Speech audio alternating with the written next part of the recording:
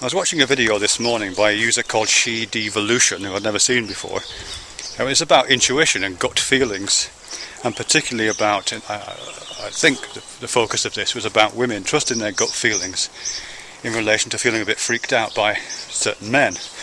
You know, if you're in the presence of a man, you get a bad feeling off him, you should probably trust that response and be a bit wary, even if the people around you are saying things like, no, he's a nice guy, don't worry about it, he's fine.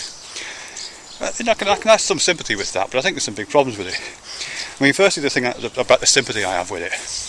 I mean, I think intuition is a really valuable trait. I have no doubt about that at all. And by that, I don't mean any kind of magical, spooky sixth sense. I mean, nothing like that, nothing mystical. I simply mean that there's really good evidence to support this. That if you're immersed in a situation in which you develop expertise, whether that be kind of formal expertise through something like medical training or some of the sciences, where you spend years just acquiring huge amounts of hands-on knowledge of a particular topic, or whether it be the kind of expertise that you develop in a kind of vernacular way, just through lifestyle and the necessary survival skills that we all have to pick up moving through life.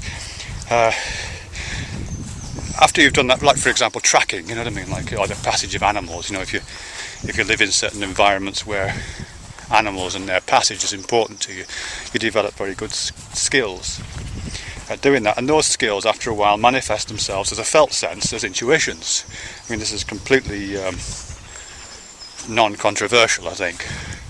People who've had a lot of medical training can look at an x-ray, a blurry picture of an x-ray, or can look at a person who walks into their office and usually get a feeling off them, that's how they describe it, get a feeling off them that they have a certain kind of problem, and quite a lot of the time they're right.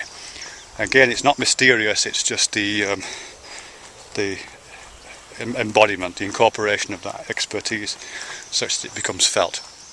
Now, and I'm quite happy to believe that there might be instances when you can detect that in other human beings. I think people are very good at that.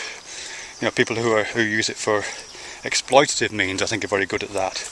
Bogus psychics, I think, and clairvoyants quite often do that. They're very good at reading the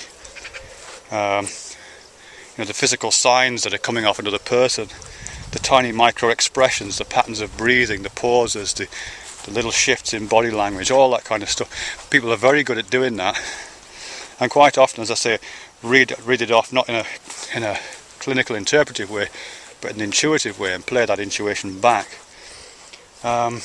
And counsellors use that all the time. People in the psychological industries use those kind of intuitions to get a feeling off the people they're talking to.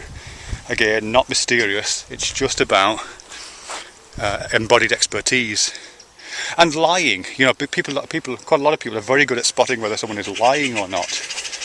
And obviously, if you're in a situation, and this might apply to the people that Shevodevolution are talking about, if you're in a situation in which people do routinely lie to you, and people do routinely lie to one another, and I don't know if this next bit's true, but I would imagine that people lie to women quite a lot. I imagine men quite often lie to women for various reasons. I imagine if you're in that situation where you are quite often lied to, and particularly when the stakes are really high, as they could well be, then yeah, it would be logical to develop an intuition about that. You would develop the expertise for spotting lying. That expertise would become incorporated into your body, and you would start to feel it, and you would just say, "Oh, this guy's lying," or "This woman's lying," whatever. So I think to that regard, intuition is absolutely fine, and I would agree with it. However, I think it doesn't let you down. That would be my difficulty with that. It has, and the possibility of false positives but false negatives are very, there's a lot of consequences with false negatives, aren't there? If you're a false positive and you get a bad feeling off someone, so you don't go near them, that's a shame, you might have offended someone.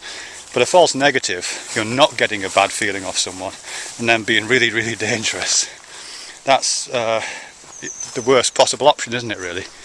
In fact, if nature had anything to do with it, if the intelligent designer of our being had any brains about it at all, it would make it so we're much more likely to make false positives and false negatives it should make us wary. And because that would be a good survival strategy. And I think we do all that. I think certainly I adopt that strategy consciously. In driving particularly. I made a comment to this effect, but the comment is pending approval, so I don't know if it'll be allowed or not on Shevodevolution's video. But certainly when I'm driving, I do about 1,000 miles a week, which is a lot of driving, most of it on motorways. So I mean, a piece of tin that weighs half a tonne, going at 90 miles an hour, 80 miles, 70 miles an hour, sorry, speed limit in Britain is 70 miles an hour, going at 70 miles an hour along with a lot of other people in similar pieces of tin, also going at that speed. It only requires one of those people to do a little bit of a Klineman, a little bit of a swerve somewhere down there, it's falling towards the end of the motorway, and that's it. We're involved in a subatomic pile-up, aren't we? So I've got to have my wits about me. And so I have to, and the best strategy for that is to assume that everyone I'm driving with is an incompetent maniac. I haven't got the time to apply intuitions, and it would be foolish of me to do so, even though I kind of do.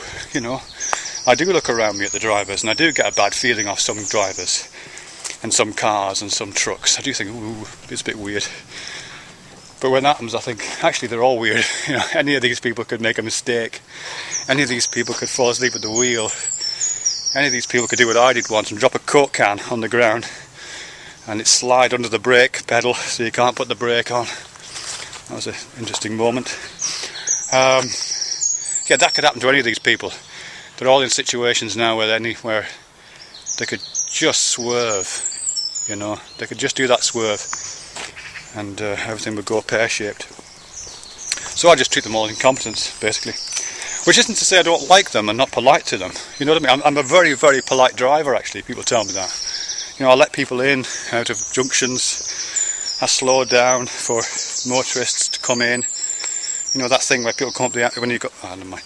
I'm very, very considerate as a driver usually. But it doesn't stop me from being really defensive as a defensive driver. It's just, you just have to recognise the weaknesses that are inherent in the system and the inevitability that sometimes people are going to make mistakes, either through incompetence or through evil or through a momentary rush of blood to the head or the momentary dropping of a Coke can. That's my attitude. Actually, yeah, just a quote. Doesn't take much, really, does it, for these things to happen? This going to sound like an unrelated story, but I work in education. I used to do a lot of large group lectures. I don't do very many now, but for 10 years probably, I was doing lectures to rooms full of people, 200 students at a time, something like that. And I do maybe 20 of these in a year. And it used to really irritate me. I never said anything about it, but what used to really irritate me was that during the course of an hour's lecture, you could bet that there would be at least five things dropped on the floor.